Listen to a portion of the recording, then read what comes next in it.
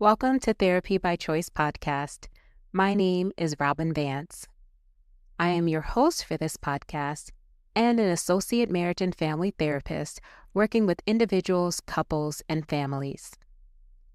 My therapeutic services are offered through Therapy by Choice, which is a private practice with offices located in San Jose and Palo Alto, California. On this podcast, we offer educational information on a variety of mental health topics. We speak to specialists in the field, and we answer your questions. We focus on helping you navigate life's challenges and offer easy-to-follow practical advice and opinions.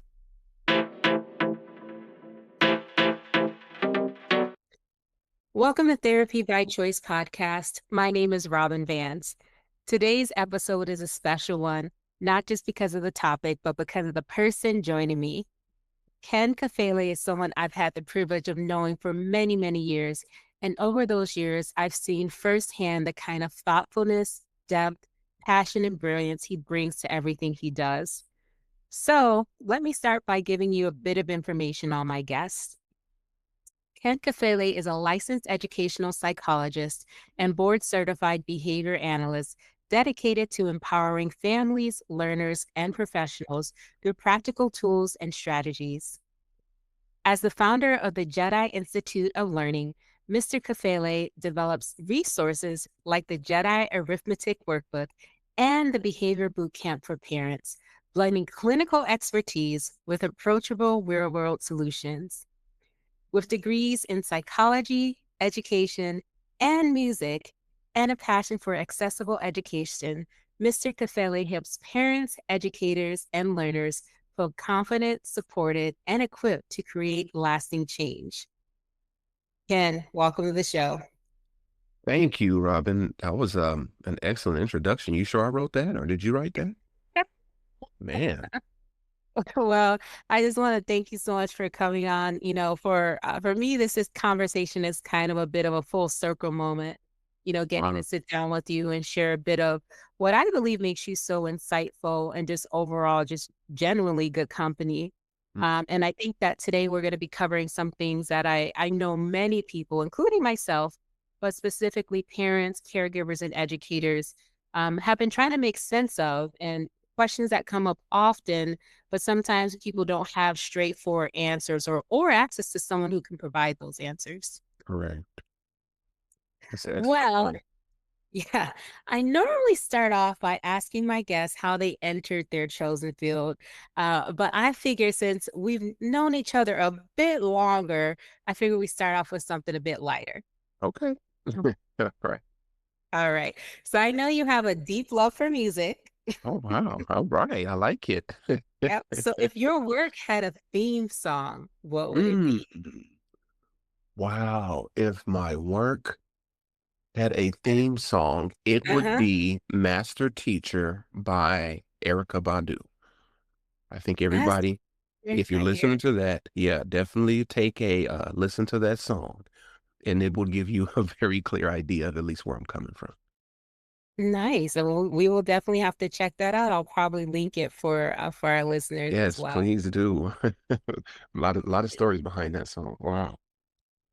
Yeah, and I want to start off just you know, I want to start off with something hard hitting. Okay. And something that I think has been really heavily on my mind lately as I'm, seeing kind of a shift in what's going on is just mental health support for school age kids. Mm, I feel that it's a critical issue, especially with all the pressures that kids are facing today. And specifically, I again like that you have the clinical expertise and some educational experience that you can bring to this topic. mm. Um, so, as far as that goes, what signs of mental health distress should parents and teachers look for in school age children? That's an excellent question. And before I get started into that, I just want to thank you, Robin, for hosting this podcast, for bringing us on, because the work that you're doing is very, very needed to give people that information, to give them that accessibility, and allow them to digest it in a nice, comfortable way. So I definitely want to shout out by giving kudos to the platform, number one. Oh, That's thank you. I appreciate that. oh, of course, absolutely. And then to answer your question, some of the main things that you want to look for in any child, a children's age that is having difficulties either adjusting or having difficulties with mental health, you Mhm. will see it in their behavior. Children are not as, I wouldn't say thoughtful, but as cognitive as we are. So they don't process the information like adults would, Yeah. and they don't act out the way an adult would. So typically you will see difficulties sleeping. You'll see difficulties focusing, concentrating, making frequent activity changes, crying, temperamental, temper tantrums, um, seemingly having meltdowns on everyday routine tasks, or uh, let's say if somebody requests something of them, if that's not something that they want to do, that they're very temperamental and emotional about that. And Yeah. then lastly, if they're in a school, you're going to look at their grades. How do they socialize with the other children? Are they able to get along? Um, they don't have to have straight A's, because we can talk about grades and what they really mean in, another section. But look at how they're able to perform. Do they at least understand the principles? Hmm. Or if they don't understand the principles, just the basic, is it that they're not doing the work? So we call that a can't do versus won't do when you're looking at the Mm, problem. So yes. when you're looking at that, that should give you a well-rounded idea of how, if a child is experiencing any mental health difficulties. Also look at their appetite, and also look at their toileting routines. So, Hmm. any parent who, has children or even around young children, know that those are the things that are going to be affected first if they're experiencing any type of mental health difficulties. Wow. That's a definitely it's a lot to consider. Mm, And in that consideration, right, I think of this kind of system that you have where you have your educators, then you have caregivers, right? And then of correct. course you have the students and the children. And certainly the task or the onus seems like it's kind of on the caregivers to maybe look at some of those signs and symptoms that are happening at home. But Mhm. as far as the schools go, what can the schools do to create an environment that does foster mental well-being and health for the students? The number one thing that a school can do is offer support, a place where a child can feel safe, where they can come, where they can decompress, where they can release from stress, where they have somebody to talk to, and where they have other people who are experiencing similar things that they can bounce ideas, they can find camaraderie with, and they can just find a family that helps them, not to normalize their situation, but to help them understand this is things that people go through, and Mhm, to help them get through it. And the way that schools typically do this are two ways. One is through the Section 504 plan of the Rehabilitation Act, and the other is through an individualized education plan. One is a 504 plan. That's the first one. It is like an IEP light. So students who have any type of handicapping condition that substantially limits their access to education or any type of life faculties, they can get a plan that kind of helps them. If they need to take a break, if they need extra time to complete a test, if they need to test in a separate facility. Then, if that isn't sufficient and the student has mhm, been diagnosed with an actual disability, they will get, they can qualify for, I should say, an individualized education plan through the Individuals with Disabilities Education Act of 2004. And that will be a complete um, plan, complete with an assessment, with goals, and with a plan of how to reach those goals. And that is very individualized, but it is only restricted for students who have a diagnosed disability or who meet disabling criteria. And there are 13 criteria um, in the, wow. yeah, there's quite a few of them in IDEA that allows a child to access those services. And they're available from 2 all the way up to 22. So if you have an administrator at your school, a teacher at your school, and your child is experiencing difficulties, just let them know. Ask them for a meeting. Ask them for if what are they already doing? Are they experiencing the same thing at school? And what is already working? You want to know what's not what's not working, what is working. So those are the steps that I Mm. would take from the beginning, and those are the supports that are typically available to children. That 504 plan, as well as the IEP, and the people who would help would be school psychologists. It could be the counselor. It could be a speech and language pathologist, an occupational therapist. There's so many people involved in the IEP team that that student really gets a individualized education to help them succeed. Well, that was really informative, even for me. Because to tell you the truth, really, even though I've worked overlap with some school work, I always thought that IEP and 504 were kind of like one and the same. I Mm, never knew that, hey, there's that those were separate. Um, right, or I thought that, maybe the 504 was for this type of kid and the IEP is for this type of kid. And this is right. this is why these types of conversations need to happen, because even myself, as someone who in the past has worked with young children and who still sees kiddos occasionally, knowing this information is definitely really helpful. Excellent. Excellent one. I'm glad that it was helpful. There'll be Yeah, more. and kind of to, go off the path a little bit. When when a kid is starting school, right? We all know generally here in California, kiddos start in August. And maybe the previous year, kiddo was doing really great, right?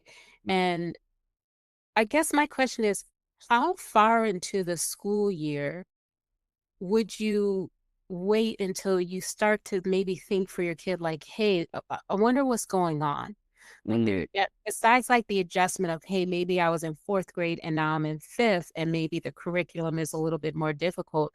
But like, what does that like? When should a parent like? Am I stepping in September? Like, right. when should I be concerned about? Hey, something's up. That's an excellent question. And I would start off by saying the number one predictor of a child's academic success is parental involvement. So that is to say, there's not really a time frame. It is really you keeping your finger on the pulse, Hmm. finding out what, um, I guess, interventions or supports have been tried and making sure that they get followed through and carried out. And I say that because that could happen within the first week for some people. For some people, it won't happen until the end of the first semester. Some people, it won't happen all year. So it Hmm. varies. And, there is not really a time when students are having a lot more difficulty than others outside of the beginning of the school year. But that's just getting back to the routine, finding out where my class is at, finding out who my friends or my Yeah. friend group is. Um, so, typically a month is a good time to just kind of see and wait to shake things out if you're looking for a general time frame. But I would also preface that by saying it varies, it's individualized, but as long as you have your finger on the pulse and look for any drastic changes, that'll help you stay on top of anything as it creeps up. That's really, really helpful. Um, and then also the kind of along those same lines is, how can a parent or, educator in that sense collaborate to identify mental health concerns early? Correct, absolutely. Now that's when it gets to the evaluation point, and the school typically does a really good job of filtering out low-level behavior problems from a mental health issue. Because with the talk, with social media, with things being popularized, a lot of parents sometimes are quick to think their child has a disability or almost push them towards having a disability for various Yeah. reasons. And that is not what the systems and the supports are set in place for. So you really want to get the professionals involved. If you feel like, my child is wetting the bed, they never did that before, they're losing sleep, they don't want to eat, um, they're having social issues, they're fighting at school, you don't want to automatically go to, hey, child has ADHD. They have a learning Yeah. disability. They need, to be put in a little format prison facility. No, that's not what you want to do. Let's start from the beginning. Teacher, are you seeing these things at school? How are you handling it? What seems to work for you? That's not working. Oh, we got to take a level. Can we talk to the principal? Principal, is there anything that we can put in place? Is there like a peer buddy? Or is there like a study group or a social group? Oh, we tried that for a couple of weeks. That's not working. Uh-oh. Can we get a counselor in here? Oh, they do some little preliminary counselor with some counseling group. Ooh, wow, things are still not seeming to progress. Things are getting worse. That's when they will call the school psychologist, someone such as myself.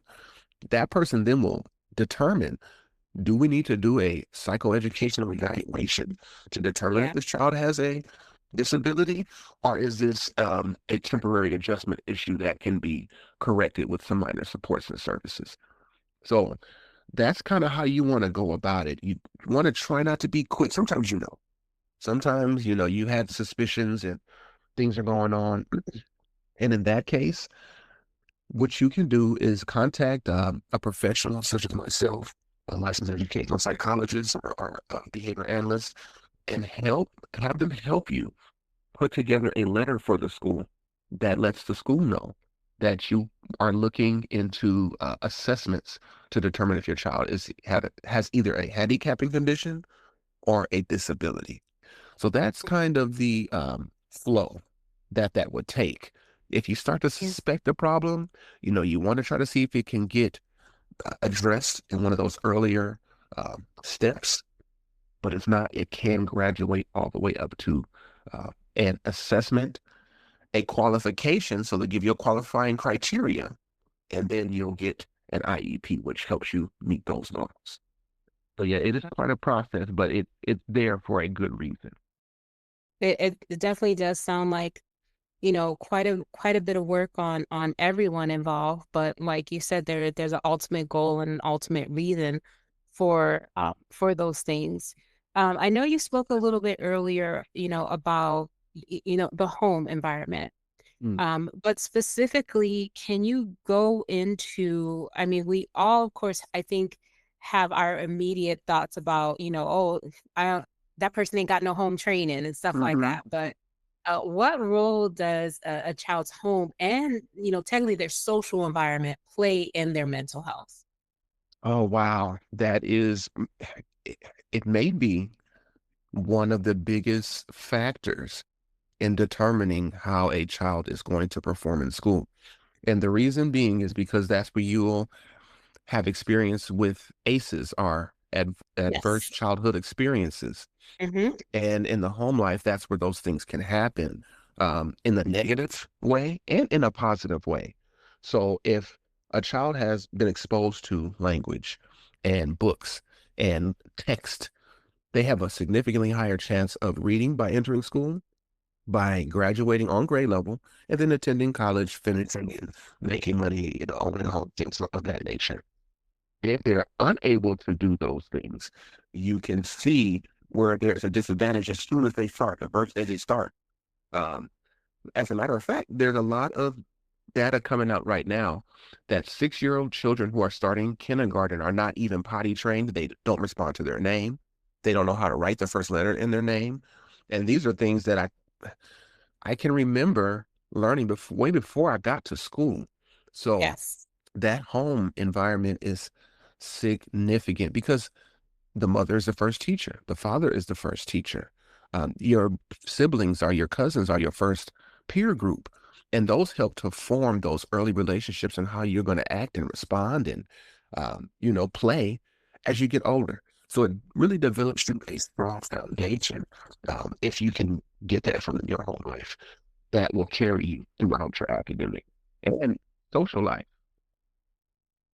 Yeah, definitely. And that home environment is really, really, really critical. And, I think also just in mental health as well, like when we talk about education, but, correlating with that with mental health, personally for me, very, very young, I was fortunate to have, I call my parents trailblazers. Mm. I was fortunate enough to have parents who understood, hey, sometimes when you have a problem and you don't have a solution, there are these wonderful people that you can go talk to. Right. And that they're therapists, and through that experience was kind of how mental health and things were normalized for me. Right.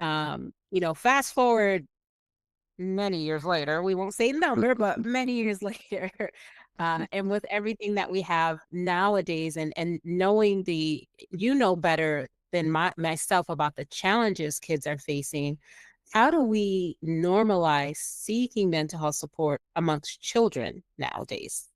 Absolutely. And it starts with just awareness. Awareness that people have different responses to different events. Somebody can experience an event and it may be traumatic. Somebody can experience an event and it's just like another day. Yeah. And letting the students know, look, we all have differences. We all need support in certain areas. We all have gifts. And sometimes if you need support for these types of reasons, there is somebody you can go to. There is somewhere you can go. There are others who are experiencing the same thing as you who can help you get through it. You are not alone, to quote the great Michael Jackson. So if you can put those things into place, then you are giving them the onus and the power, because knowledge is power. You give them the power to say, you know what, I'm feeling like they said when they came and, gave us, I don't know, a presentation, or, my teacher talked about it. Can I seek somebody to help me through that? A lot of times, teachers will have social emotional curriculum in the room. So they may have things that talk about depression or sadness or excitability. So they'll have a basic understanding, but they won't know when it's unbalanced, too much excitement, too little excitement, too much sadness, too little sadness, and helping them navigate that with just early exposure. Don't beat them over the head with mental health talk and jargon, because you're going to get hypochondriacs in the mental health world. Just give them exposure. If you don't need it, excuse me, don't worry about it. But once again, everybody's different. If you are someone who needs it, it is here, is available for you. Yeah. And, speaking of school, you talked a little bit about social emotional learning. But are there any other kind of more, other effective school-based mental health interventions that are out there? Oh, 100%. There are one of the most effective, excuse me, are the peer groups. If you Mm. can get a group together of children who are experiencing the same things, the children are going to learn better from each other than they do from us, because they're of a similar likeness. There's a, how can I say it, a rule in behavior analysis that the more similar the teacher is to the student, the more effective the instruction will be. That takes place with children teaching children. So if a child can teach another child, they speak the same language, they have the same body language, they have the same nuances, they're going to learn it much better from their peer than they will for us. So having a peer group is one of the best things that you can do. Check in, check out, where a child comes to an adult, a trusted adult in the morning. They may have a goal. Okay, today, your day is to get through the entire day and use proper greetings. Okay, those are for children who have maybe a potty mouth or things like that. So, they set their goal with their trusted adult. They go through the day. They come back. Okay, so you used nice language with everybody all day? Yeah, okay, perfect. And they get to earn something. It could be very, very little. It could be an eraser. It could be a sticker. Children, they just want to know that they're being acknowledged for something that they did that is special. So that check in, check out can be powerful, because it also gives them that undivided adult attention on something that they've done positive. So, there are a number of different tactics that can work, and none of these have anything to do with special ed or a Mhm. 504 plan. Anybody can put these into place at any time and help to monitor them. So those are the two things that I would go to right off the bat if I'm hearing social emotional difficulties, children. Have we tried those two things yet? Have we tried those yet? If administrators, oh my God, so and so just ran out the classroom and they're sitting outside crying. They need a psychoeducational assessment. actually, no, they don't. That's typical childlike behavior. Let's see what happened first, and let's see what we can do. And we kind of structure it that way. So a lot of times you might have adults that might be a little bit more um, hyperactive about or vigilant about um, trying to seek support or make things stop that are uncomfortable. Mhm. Then it needs to be at that time because they need to go through the emotions because that's how they learn. If they don't ever go through it, if they're avoiding it the entire time, once it hits, they don't know how to respond. So can avoid it. Let's not try to skip over it, but give them the tools. I mean, that, I like that especially they gotta have tools for their little toolkit to go through life. So hey, wonderful time to start. And you mentioned a few times a keyword. It's actually like one of my buzzwords. So it's actually kind of good to kind of build off of that. Another aspect that often kind of goes hand in hand with mental health support is psychoeducation. That is one of mm, my favorite words. And also tutoring for school age kids. And I know it's not just about emotional support, but it's also about giving kids the tools they need to succeed academically, especially when they're struggling. I talk about psychoeducation probably more times than people are comfortable with. It's very important to me. But for right. you, what is psychoeducation and how can it support emotional development in children? Oh, that is an excellent question. And to me, psychoeducation is a loaded word. And I Yes. can give you a number of etymologies and interpretations, but just for simplicity's sake, I'm just going to give it, a base cover treatment. And when I think about psychoeducation, I think learning how to think. Psychoeducation, if we want to just get at the bare bones of what that word should mean to you if you hear it, learning how to think. One thing that our school system has kind of gotten away from as it's developed over the thousands and thousands of years is teaching how to think. They're very good at teaching what to think and when to Mhm, think it, but how to process the information. How do I reason through this? What is logic? What is rhetoric? How can I persuade somebody using my grammar, arithmetic? These are just the basics of living, honestly. And an education prior was about teaching you how to become closer to the divine by learning and then perfecting a craft because that's when you were most godlike. You were able to raise yourself up to a level that nobody else could get to. Think about people you know that are the best in their field. They're put up on a pedestal and they're associated with astronomical objects called stars. Okay, so this is an ancient idea. It goes, far back. And somewhere along the line, our education system changed to the point where it needed workers to produce certain types of products. And then it became more about what do you know? And how mhm, fast can I teach you to do that? So when I hear psychoeducation, it goes back to that. How do you learn to learn? If I can mhm, teach you how to learn, I don't really have to teach you anything else at that point. You can mhm. learn astronomy, you can learn arithmetic, you can learn grammar, you can learn whatever you want. But how do you learn? How do you focus? How do you shift your attention? Once again, how do you reason? What are some good memory tactics? All of those things. If you can teach somebody that at an early age, oh my goodness, you are teaching. You're building genius at that point. Wow, that's a word. Yeah, I And can then sum it up. yeah, to tie that in, how can psychoeducational tutoring be designed to address both academic and emotional needs for school age children? Oh, that's perfect because they go hand in hand. Number one, any student, any adult, any person who is breathing alive can benefit from psychoeducational tutoring. Who do I typically see receiving that service? are students who have difficult times engaging in academic tasks. So, for example, I have a child who, as soon as you have them sit down and do a couple of math problems, they may do one, they may do two, but by the time you get to that third one, the paper started to turn into shreds. Um, they're starting to ball it up and put it into some water, and it's dissolved and it turns into a science project.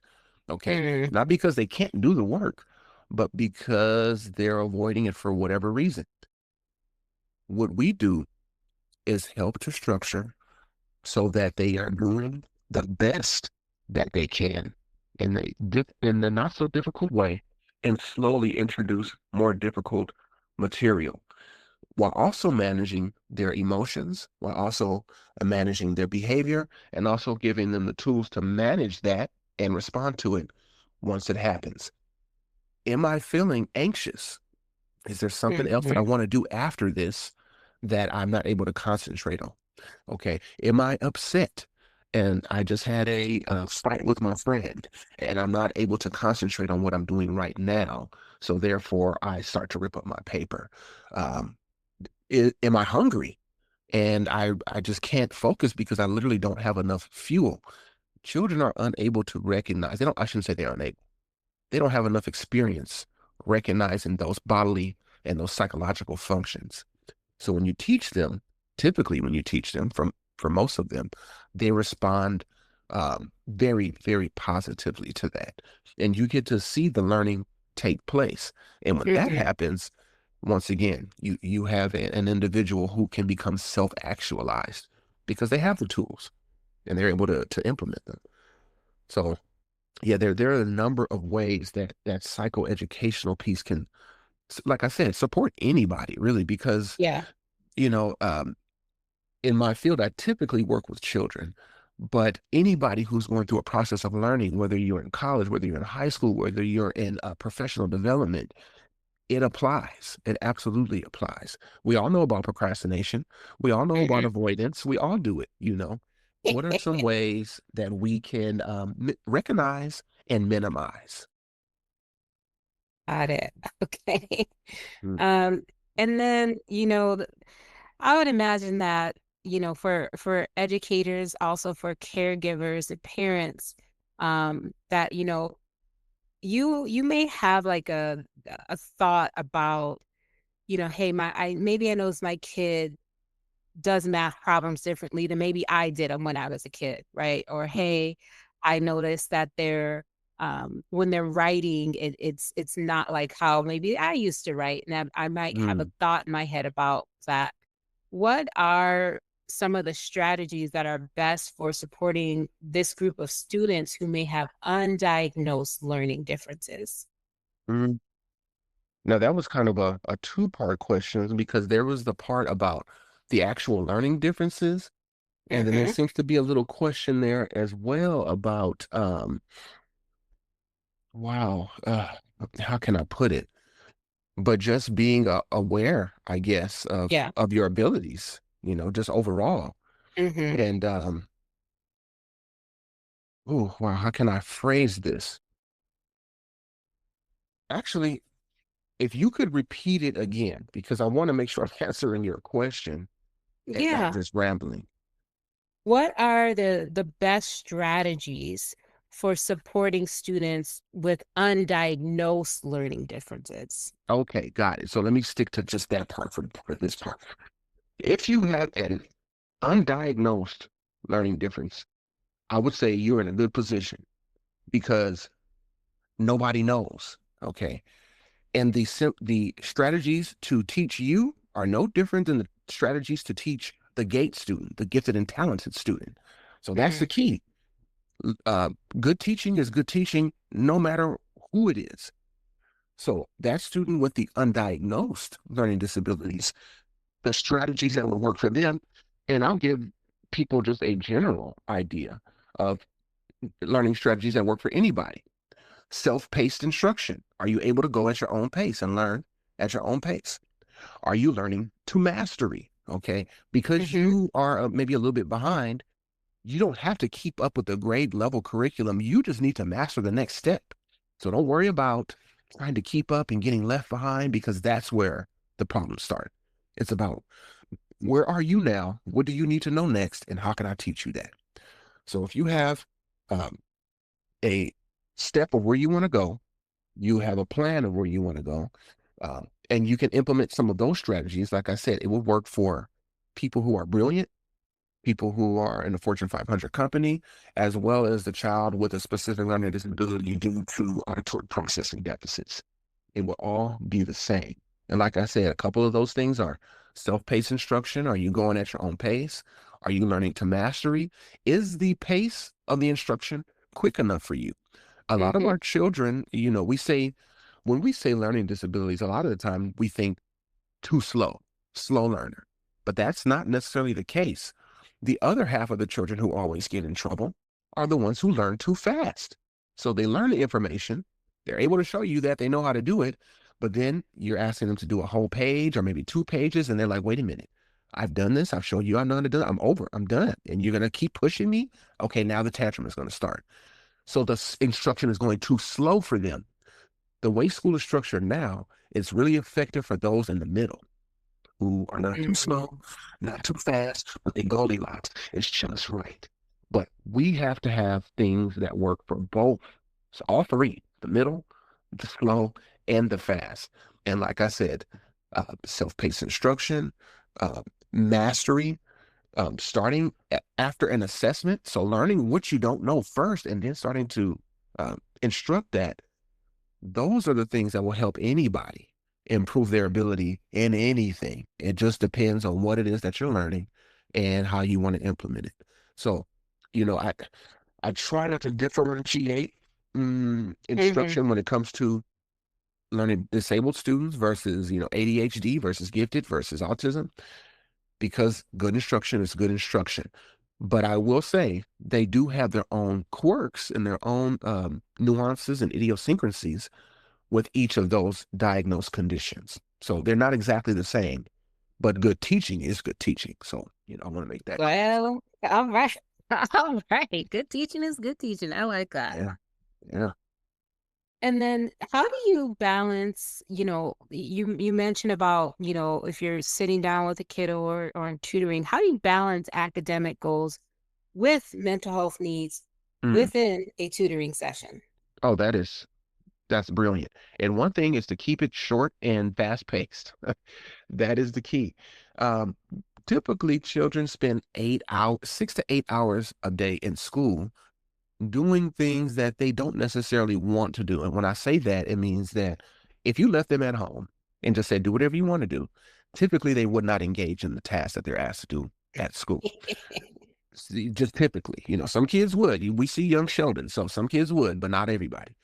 So, um, in a psychoeducational tutoring session, or in a one-on-one, I have tremendous advantage because I can identify things that they like, that they're willing to work for, and those things are called motivation.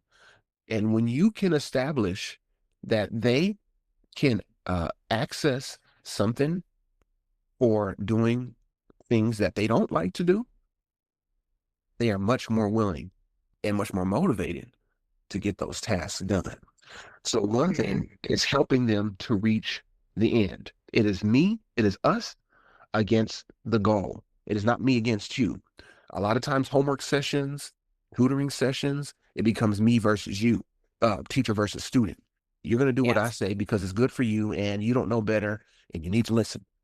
That's the wrong approach to take. That's going to lead to shut down, resentment, um, pushback. What you want to say, hey, we're working together. I don't even necessarily have to be a master at the curriculum. I know you asked me earlier, if the schools are teaching two different styles, how do you, bring that together? You don't have to be Hmm. a master at the information. You can say, let's learn this together. Okay, let's do it together. When you switch that, oh, that's a totally different psychology that they're not ready for, but they're very excited about that.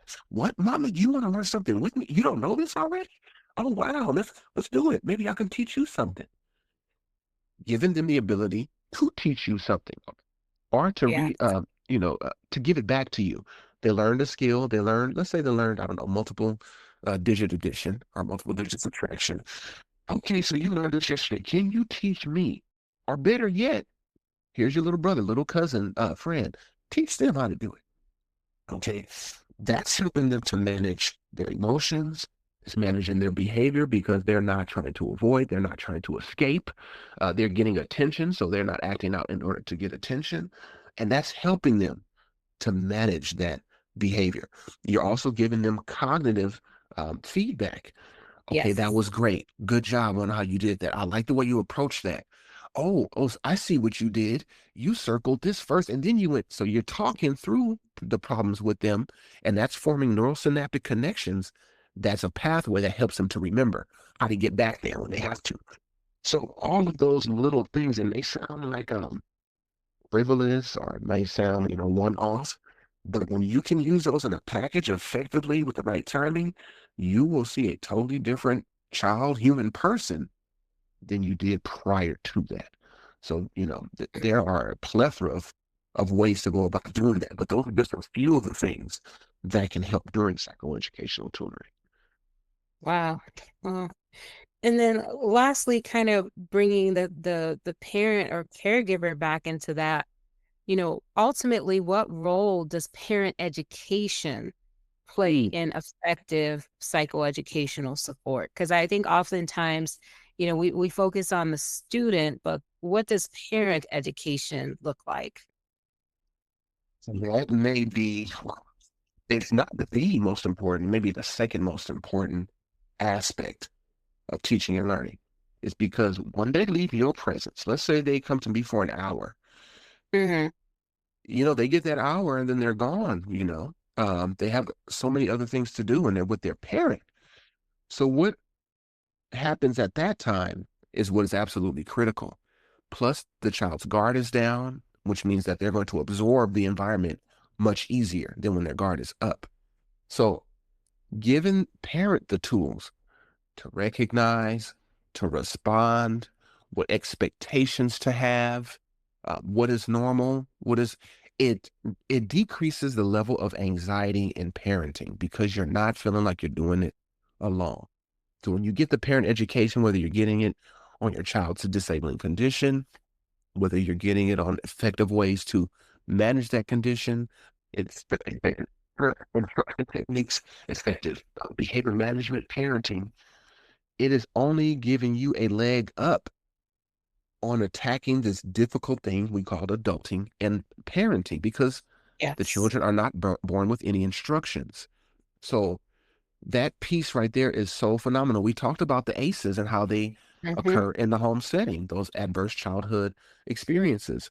Well, if a parent learns how to avoid that, they are significantly increasing their child's ability to graduate, to live a successful life, to be a productive member of society, all of those things.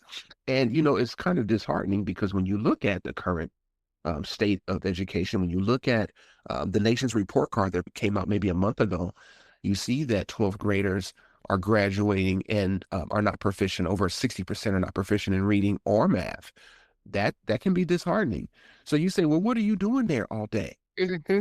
What that tells you is that children can spend less time in school and learn more with the right instruction. And that instruction starts with the parents.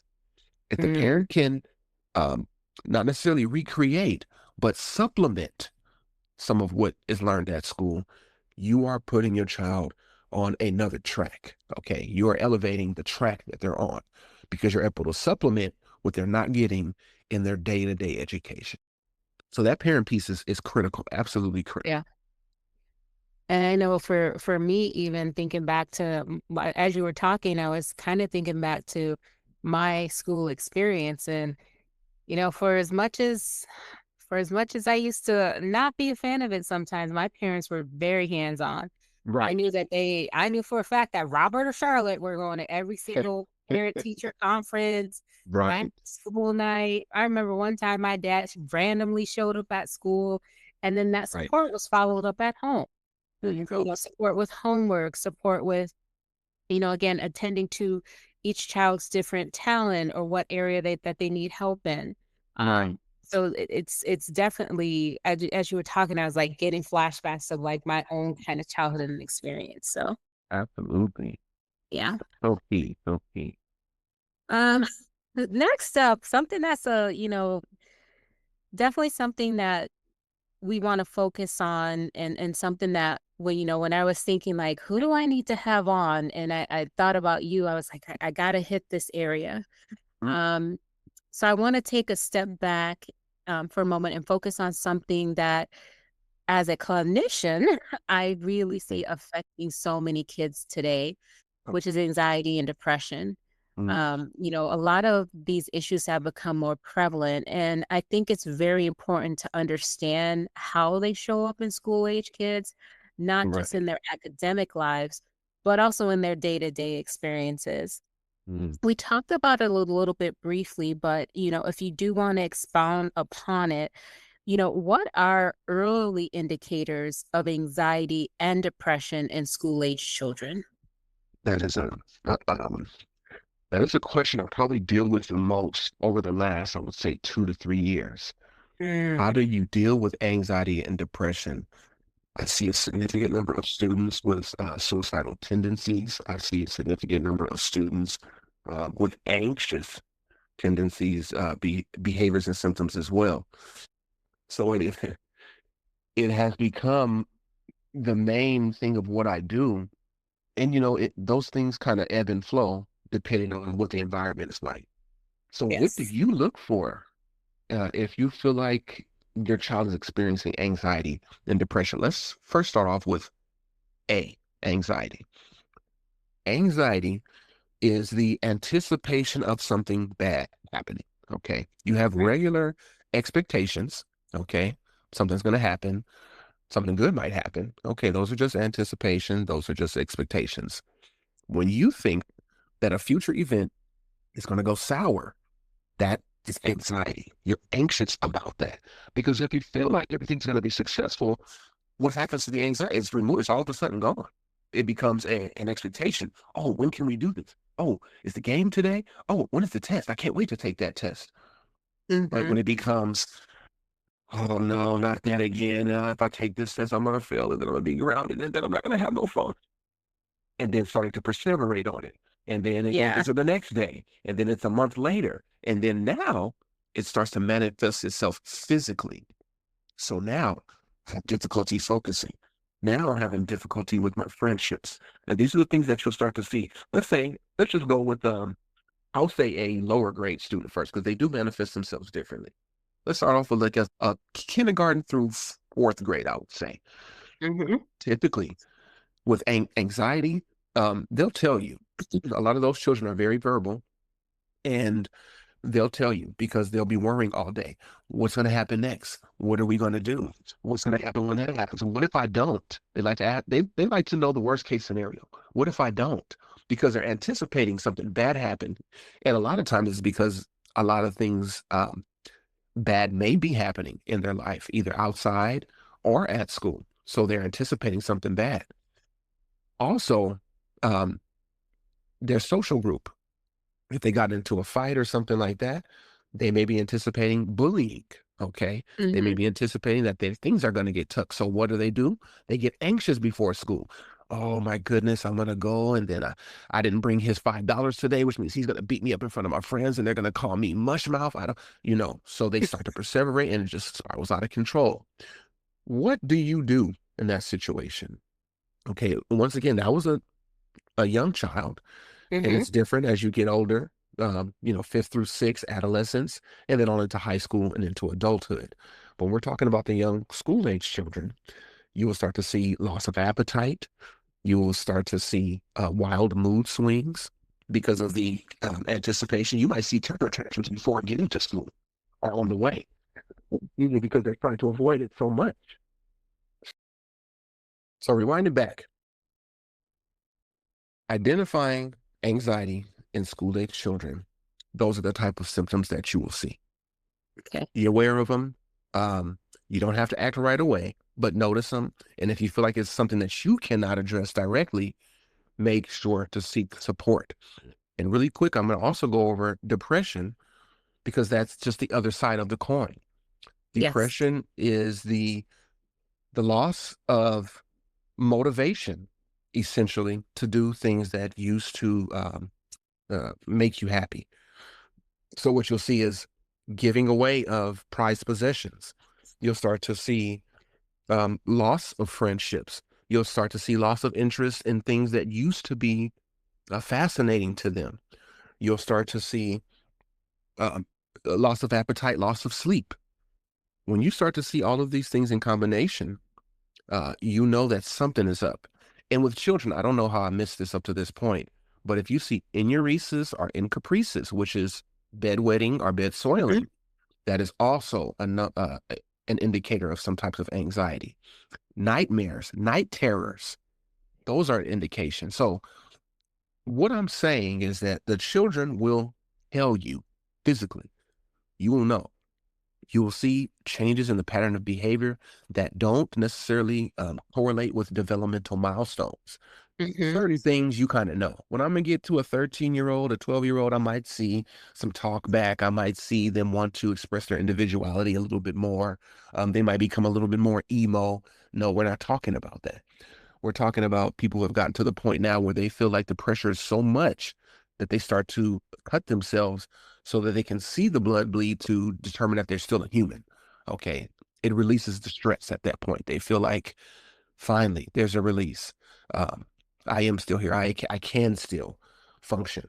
It's a maladaptive way to Yes. show, but it is how they manifest it. So, I gave you guys a lot in a short amount of time, but I want people to be able to understand and recognize these signs when they see them and to not jump to conclusions too fast, but to recognize and seek support when necessary.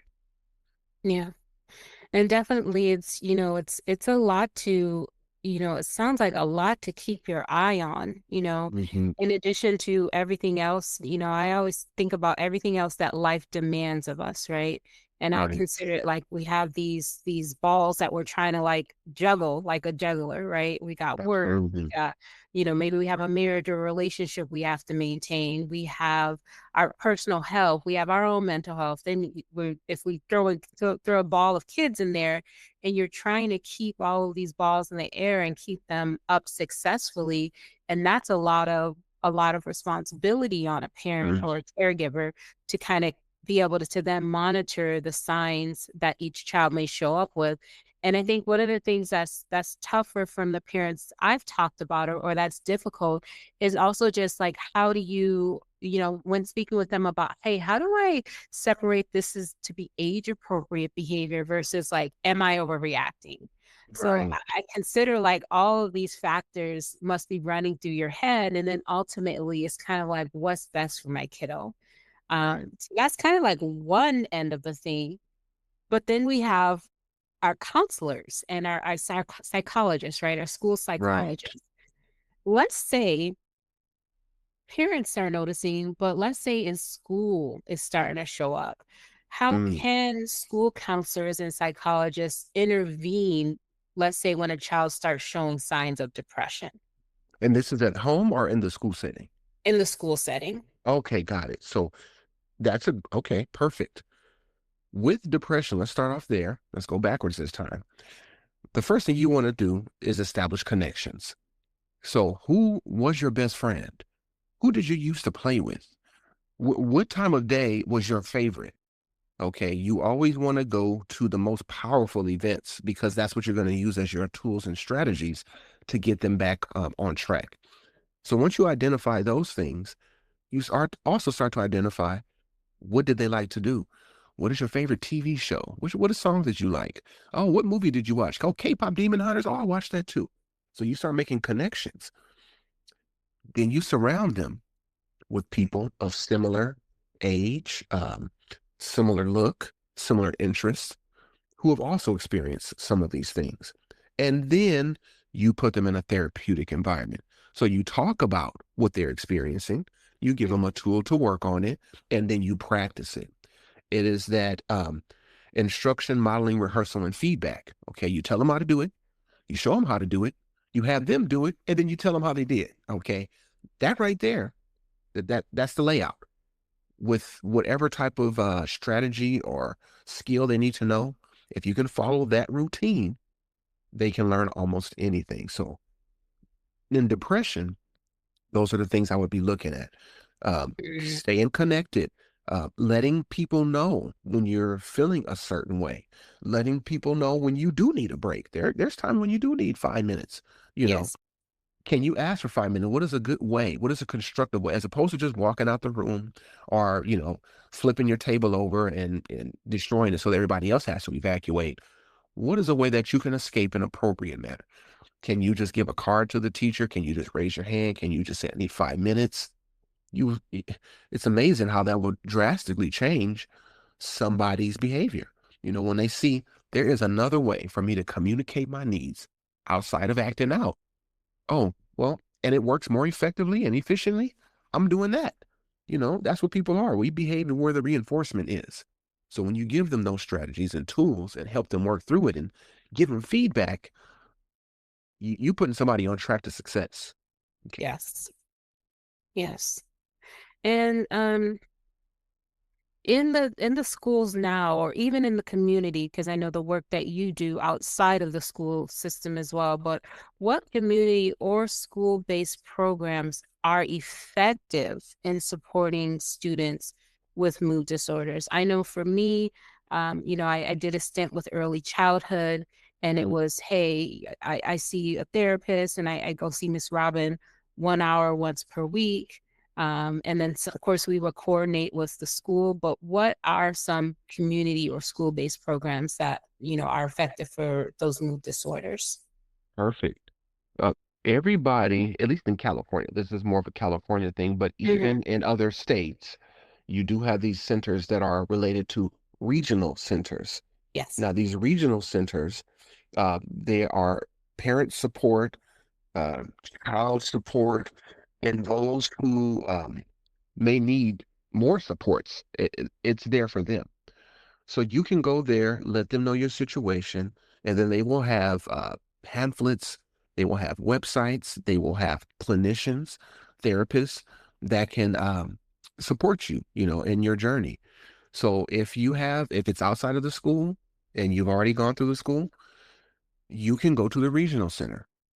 If you feel like the regional center is not necessarily where you want to be, or you feel like you're getting the best support, you can always go through your private insurance and ask your doctor or ask your pediatrician. Are there some supports? Even Kaiser gives mental health support now if you feel like you need it. Um, Effective strategies outside of school, such as a peer group, sports. Um, Hmm.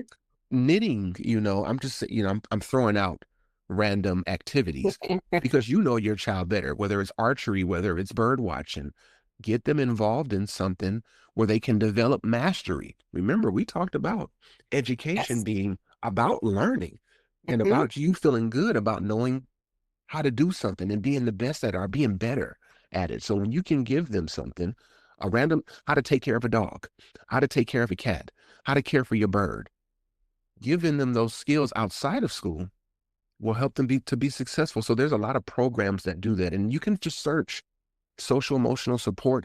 There's another one. I want to say it's called Solara. They give free. Yes. Hmm. Okay, so you know about Solara. They give free, Yes. behavioral coaching to parents who are having, a difficult time. So that's a resource that you can use. You can go to our website, JediLearning.com, where we always put out information about how to respond to talkback, how to, how to minimize classroom disruption, how to minimize home disruption. There's a lot of resources out there, especially knowing what day and age we're in. We haven't even got into screen time yet, and that's a whole nother beast. But with this day and age, you need those supports, and they're readily available and readily handy. You just have to know where to go. Even the Calm app. As a matter of fact, if you have Microsoft Teams or if you have a Microsoft account, you can go into the meditation area. So they have all these focused meditations that you can do depending on your situation, and you can just hit play. And you and your child can do it together. They can do it on their own. There are a plethora of resources. But like you asked, Robin, you can start off with the regional center. You can start by looking up licensed educational psychologists in your area. You can Mm-hmm. go to your insurance. You can search the internet. So there are a number of places that you can go to find that information. And if not, turn on Robin's podcast. I bet she will have the information for you. Yes, and definitely I will be linking these resources, not only your contact information, but I'll link the resources for Soluna, the Calm app, and some other just helpful resources in the podcast description for everyone. Oh, excellent. All right, everyone. That'll do it for part one of my interview with Ken Kafele. In the second part of this interview, we'll be exploring how learning differences and mental health impact students and how schools and family can support them, plus the role of Afro-centered education in empowering Black students through cultural identity and inclusive learning. And plus, we'll play a round of Robin's random reflections. Until then, thank you so much for listening to Therapy by Choice podcast.